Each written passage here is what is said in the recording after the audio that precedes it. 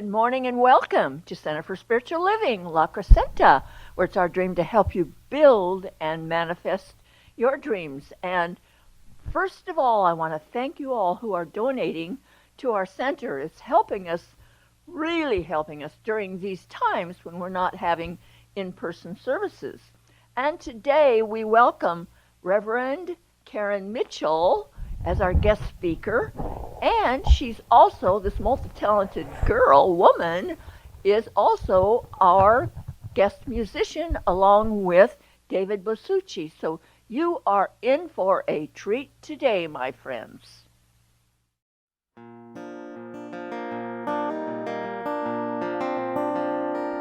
All things come to pass. Hopes and dreams, cars and cash. The only thing we get to keep, the lessons and love that run so deep. So let it go, live again. Cancel your connection to the pain. Let it go, be at peace. You decide to hold on or release. 'Cause heartaches come to pass. Angry words that cut like broken glass. And the only thing that never ends, the lessons and the love that's always been. So let it go, live again. Cancel your connection to the pain. Let it go,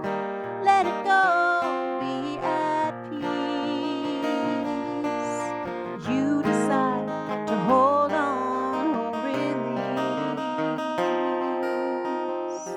'Cause all things they come to pass. All things they come to pass. All things they come to pass. They come to pass.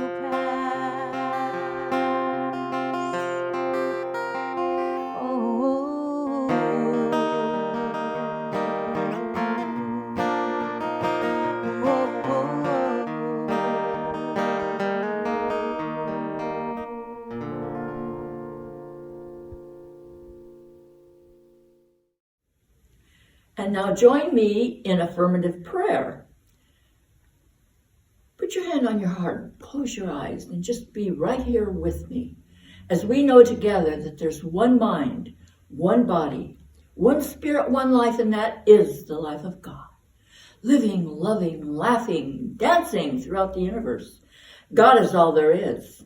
And God is being me right now.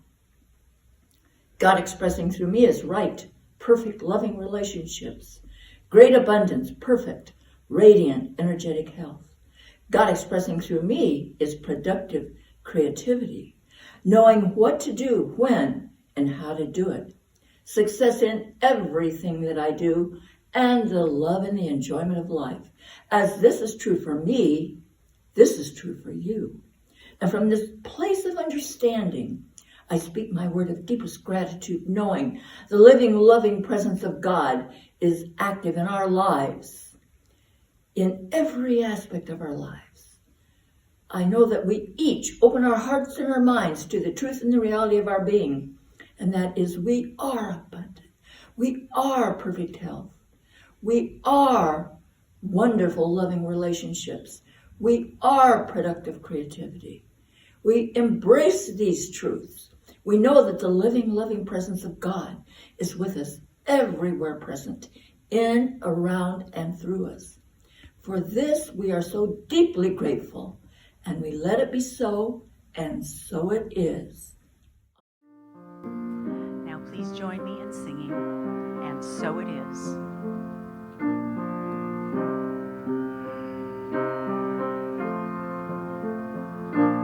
God is all there is. I am one with the Spirit. I realize the truth,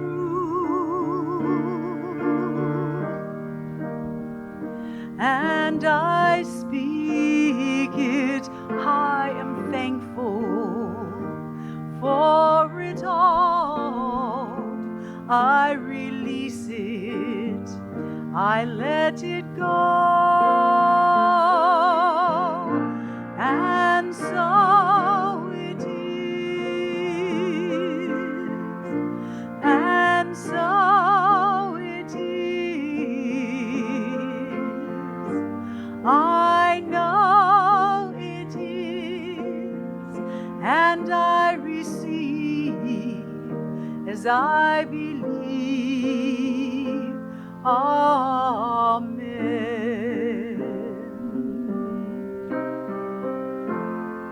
Amen.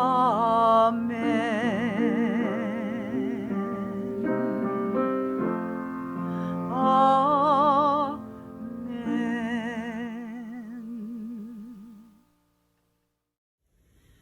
Our Ernest Holmes reading today is from the Teaching of Jesus, Science of Mind textbook on page 441, A Man's Foes. This is the metaphysical interpretation of Matthew 10:36. And a man's foes shall be they of his own household. There are no enemies external to our own mind. This is one of the most difficult problems to understand, and simple as it sounds, it penetrates the depths of creative causation. Nothing can happen to us unless it happens through us.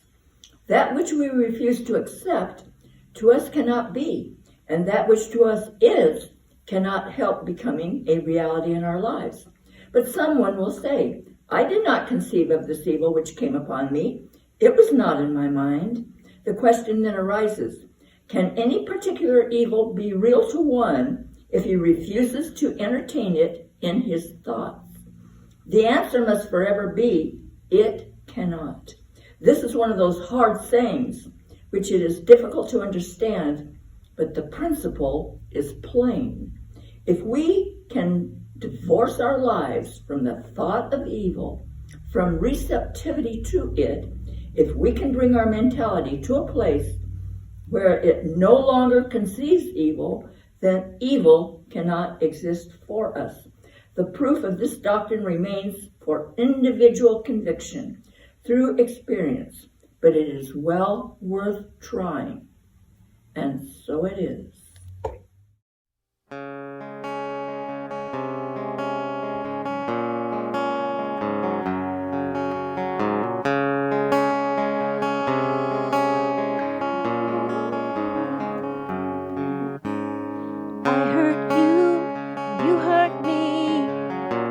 Until we're through.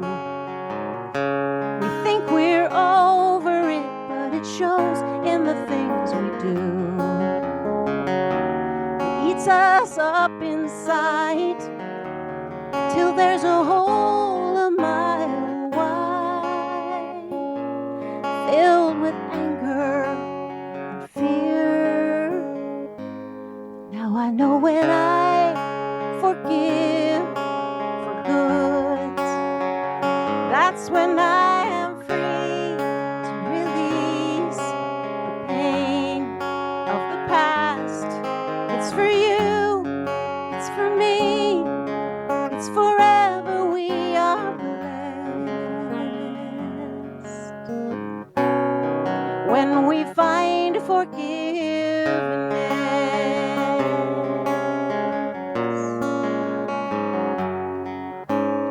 I judge you, you judge me, we judge our lives away. We say we're over it, but it shows in the things we say. It eats us up inside till there's a hole a mile wide, filled with anger and fear. Now I know when I forgive for good, that's when I am free to release the pain of the past. It's for me, it's for you, it's forever we are blessed. When we find forgiveness,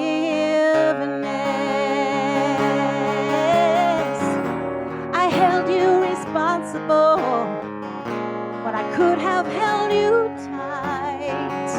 But I had to be right. I had to be right.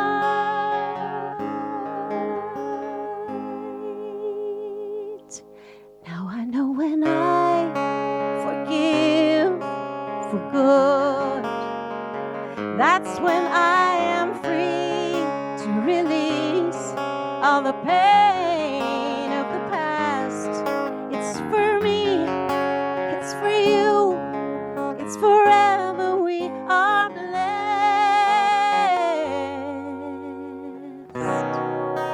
When we find forgiveness,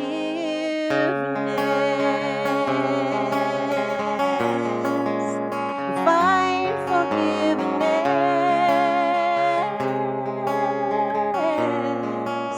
When we find forgiveness.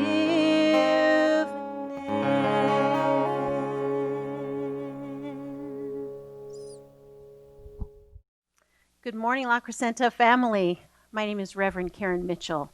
I'm so honored and blessed to be here with you this morning. And thank you, Reverend Beverly, for asking me to join you and join this beautiful service today. So a little bit about me, in case you don't know who I am. I've been around this center for about 15 years on and off. So I first arrived here and started taking classes, started singing, became the music director, made my own CD, and then went out into the world to other centers to sell my CDs and to bring the message of New Thought to centers all around America and beyond. So it's so wonderful to be home. And I still consider this center my home and each and every one of you my family. So grateful to be here today. I also wanted to let you know that I am obviously a published singer-songwriter. I'm a yoga instructor, not teaching live at this point with COVID, but doing some online things. And I'm a licensed minister of Science of Mind. So the song that we just sang, Dave and I just sang, Find Forgiveness. That's the title of my talk this morning. And I just wanted to focus on a couple of lines from the song because they were really important to me when I wrote the song to convey the feeling of unforgiveness and what that does to our lives, to our bodies, to our spirit, and to people around us. So I wrote the words, it eats us up inside till there's a hole a mile wide, filled with anger and fear. And I think sometimes we find ourselves caught up in unforgiveness as our natural response to things. The virus, politics, people who don't use their turn signal on the freeway. That's one of my favorites. People basically who don't behave the way I think they should behave or do what they're supposed to be doing, in my mind. That's where I hold unforgiveness. I don't know if any of you can relate to that.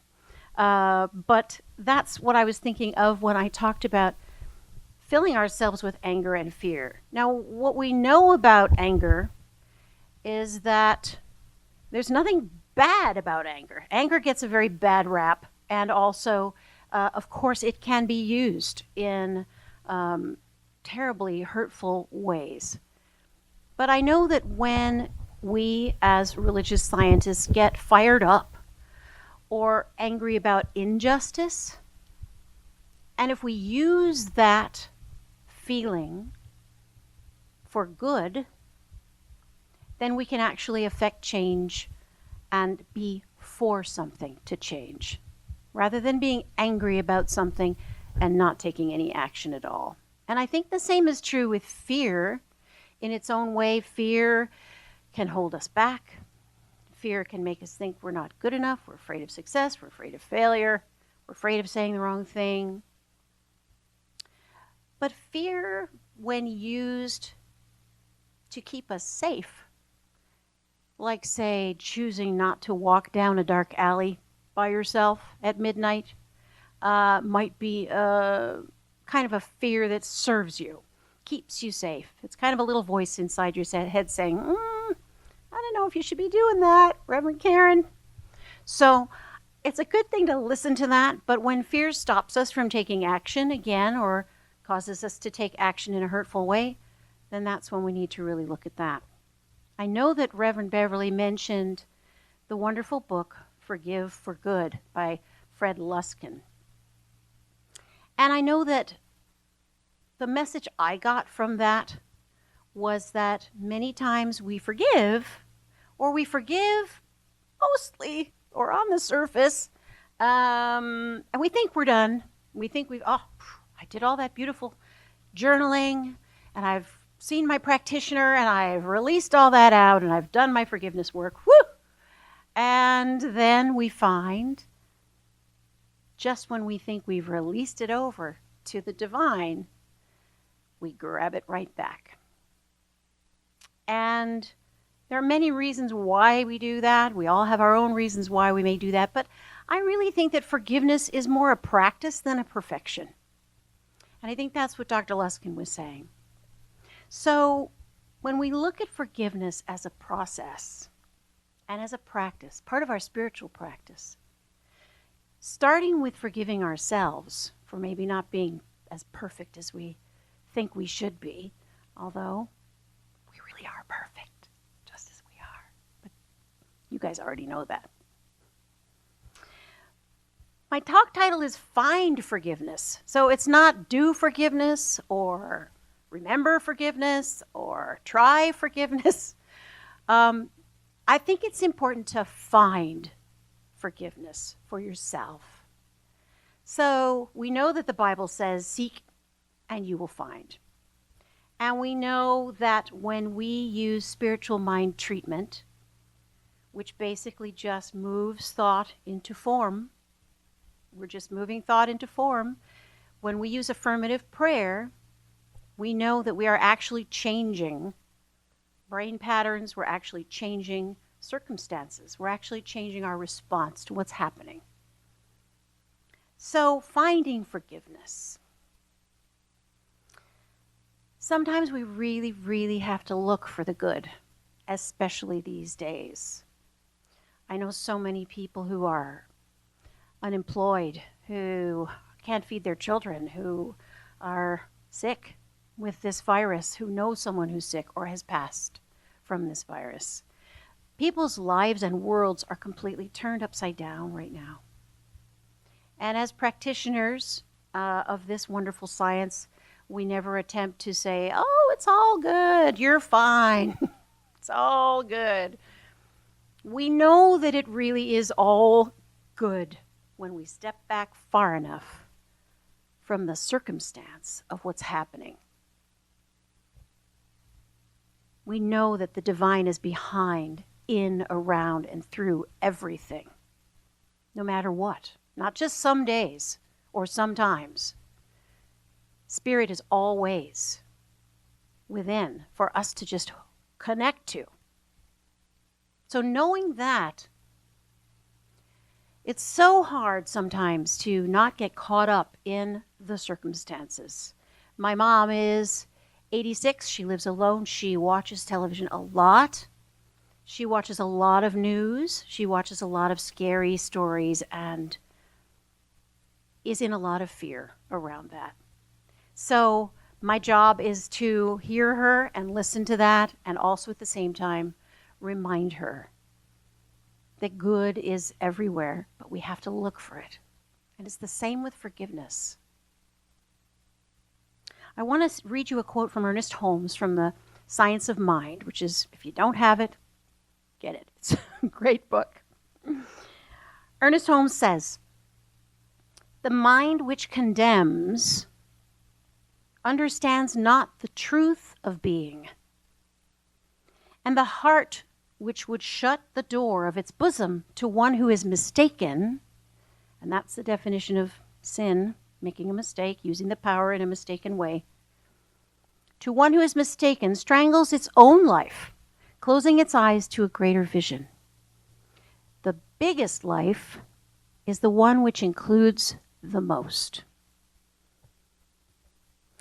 So what I love to take from that beautiful piece from Ernest Holmes is that I think, relating to forgiveness, what happens to me is, initially, if I'm feeling hurt or something has upset me and I'm holding someone responsible and I need to forgive that situation, my heart shuts down. I want to just close off. I don't want to feel that anymore. I don't want to feel bad. I don't want to feel resentment. So what Ernest Holmes is saying is, when we do close off our heart to someone who's made a mistake or who has treated us poorly or is treating the world poorly, whatever it is, we're actually hurting our own selves that way. Because why? Because we're all connected. Ernest Holmes also says, all is one. So I just wanted to share with you a personal story in my life, which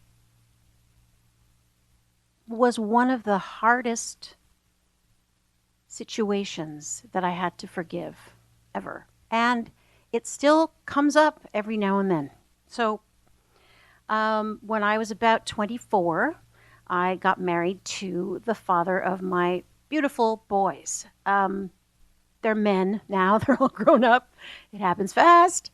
And I, of course, I'm not 34. I'm a little older than that now. So it was a while ago. Let's just say that. So we got married, and over about the first 5 years of our marriage, he began to be really verbally abusive to me. So he would say things that made me feel I wasn't good enough, I wasn't talented enough, I wasn't nice enough, smart enough. And the little tapes in my head from my childhood that sort of meshed up with that, my inner beliefs about myself, told me that that was the truth. And I believed it. And what I didn't realize was that he had a terrible disease called alcoholism. And we went down the road of that disease for about 14 years. Until finally, about a year after he became sober, he actually physically attacked me in our home and pulled the phone out of the wall and threw me on the ground and threatened to kill me. And my boys were in bed, and I had reached the end of that situation where I could just not handle that anymore. And I don't know if any of you have suffered domestic violence. Forgiving that person, forgiving my ex-husband, forgiving that situation, forgiving myself for being in the situation, forgiving myself for having boys who were in the situation, took some time, and I had to look for it. It didn't just come. So when we say find forgiveness, sometimes you really have to look for it when it's not obvious. So I luckily got into the science of mind. I've worked with practitioners, ministers. I've worked with therapists to help me to really forgive that for good. And I'm so happy to report that my ex and I just had a lovely phone conversation about one of our sons. Because we've done the work, you see, not just me, he's also done his work. But I could hold him responsible, and I could see that past story as the facts, and also hold on to all of that hurt and anger and unforgiveness. I could. But that would be like me taking poison and waiting for someone else to die. The forgiveness has to start with ourselves. And that sometimes is the hardest thing. So I came here to La Crescenta Center to a wonderful workshop one weekend given by Dr. Harry Morgan Moses. Maybe some of you were here. This is many years ago. And he talked about difficult things that come up in our life they come for the purpose of passing. They don't come to stay, they come so that they can pass. And through the passing of that circumstance, that trouble, that difficulty, that abuse, through the passing of that is our lesson, is our growth, is our chance to find forgiveness. So the first song that I sang today, Come to Pass, is all about that idea that when we have unforgiveness, it's really up to us to literally think in our mind that you're cutting a cord, you're cutting an attachment cord to that pain, to that situation, to that heartache. You have the power to actually cut that cord of attachment to the pain. Now that's really self-empowering. I mean, that's what this whole philosophy is about, right? Self-empowerment. We have the power to choose how we want to live and how to co-create our lives with Spirit. And we know that whatever we focus on expands. So I loved that workshop because I realized a couple of things. Number one, like this virus, it's not going to be here forever. It's going to pass at some point. So what I can do is I can know that it has come, and it has come for the purpose of passing, and that we are all learning huge lessons through this. I want to quote also from one of my favorite authors, David Rico. And he wrote a little book called Coming Home to Who You Are. And I loved this little quote. Confronted with the suffering in the world, I do not turn my eyes away, nor do I get stuck in blaming God or humanity. But I simply ask, what then shall I do? And I know that this month of forgiveness focus in August really does leave us with that question, what is mine to do? And what I would say is that finding the forgiveness, wherever you find it, is a start. What we know is that there is only one life. It's the life of God. It's the love and the life of God. It's all there is. One mind, one power. We're all connected deeply in DNA, in spirit. We're all connected. So when we start within with this forgiveness process, we forgive ourselves first. Then we forgive others. We cut the attachment to the pain. We step back enough from the facts to say, yep, that happened. Yep, that really was awful. It happened. But we don't live there in the pain. We move forward. We move past it. It takes work. We have to look for it.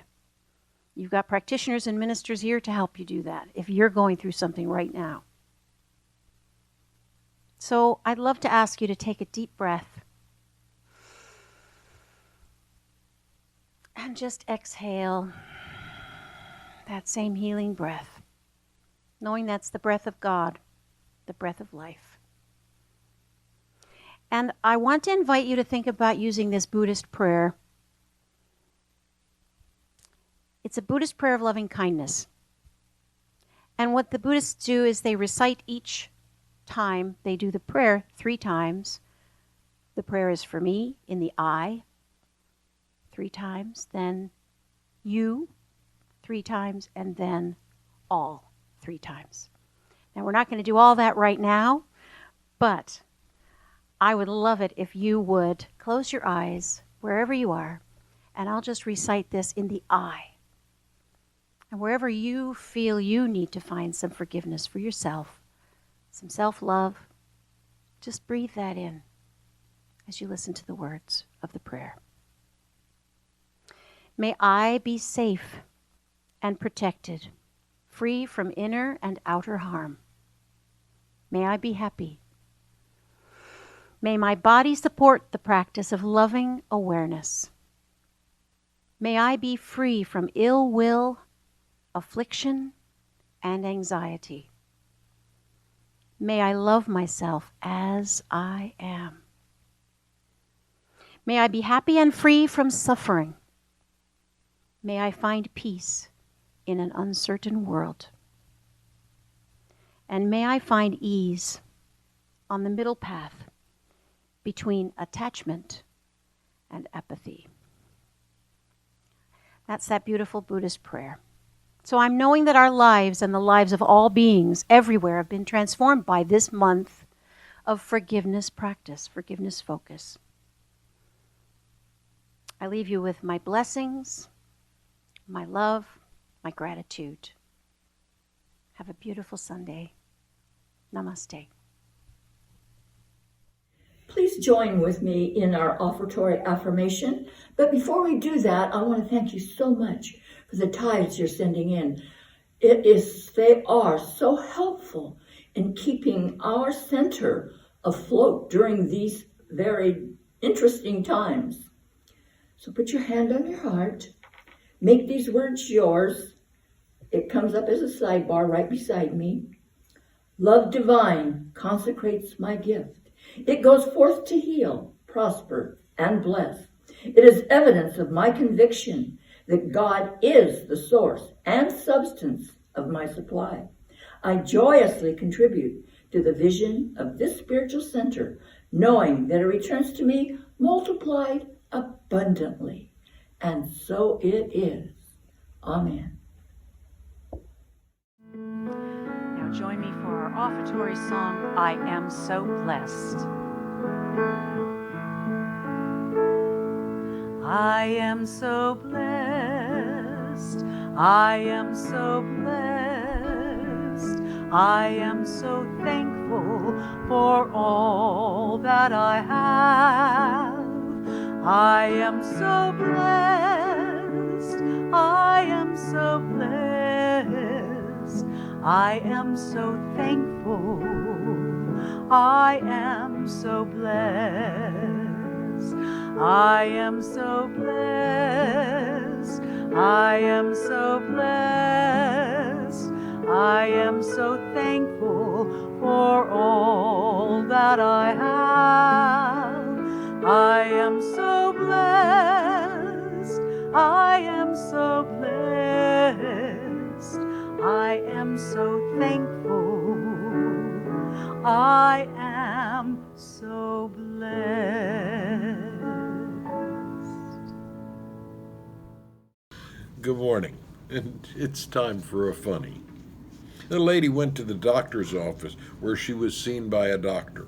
A few minutes into the examination, screaming could be heard from the room, and the lady burst out of the room as if running for her life. After much effort, the nurse finally got her calmed down enough to hear her story.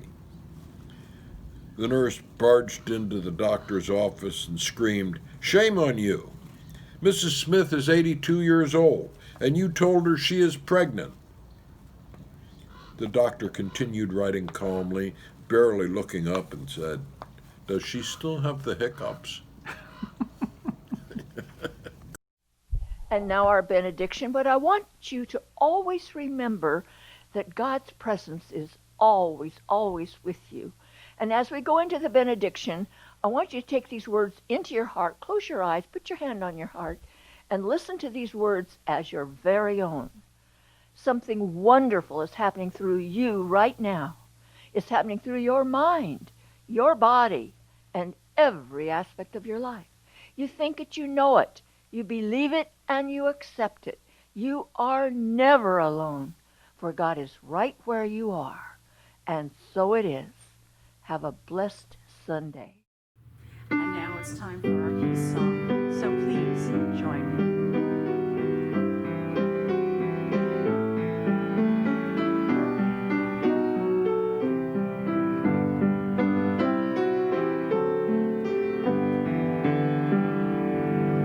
Let there be peace on earth.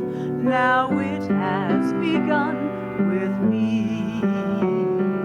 Let there be peace on earth, the peace that was meant to be. With God as our power, united all are we.